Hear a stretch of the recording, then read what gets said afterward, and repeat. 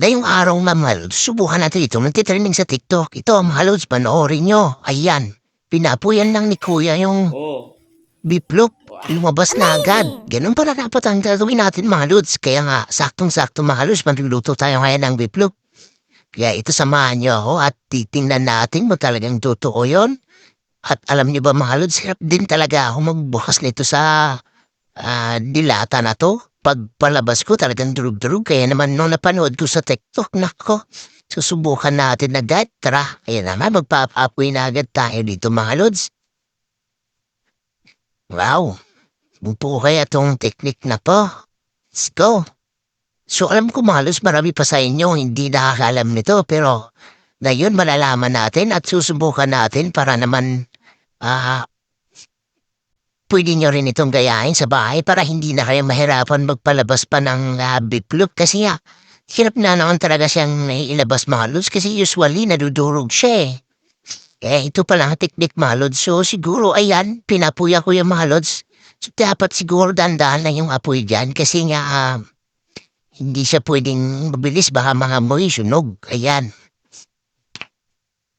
So antayin lang natin kung maganda ba yung epekto nito mga lods. Kung mabilis ba. So ayan.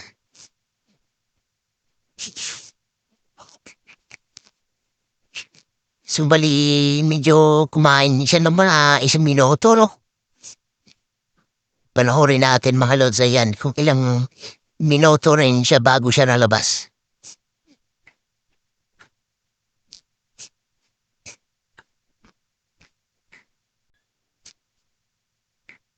So bali uncut video to mga lods no, para malaman natin kung gaano katagal siya bagong lalabas yung biplop. Kasi nga kung matagal siya mga lods ay hindi to maganda.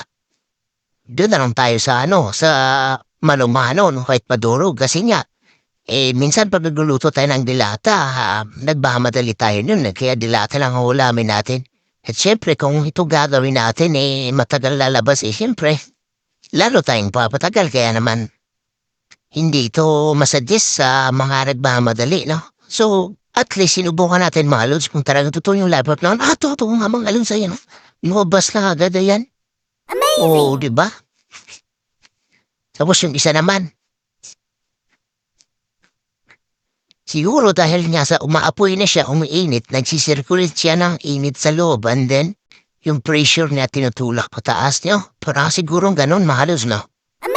Pero totoo yung life hack para na yan malut, no? Ayan, sa mga hindi nakakalam dyan, ayan na. Ito na yung life hack na tamad, no?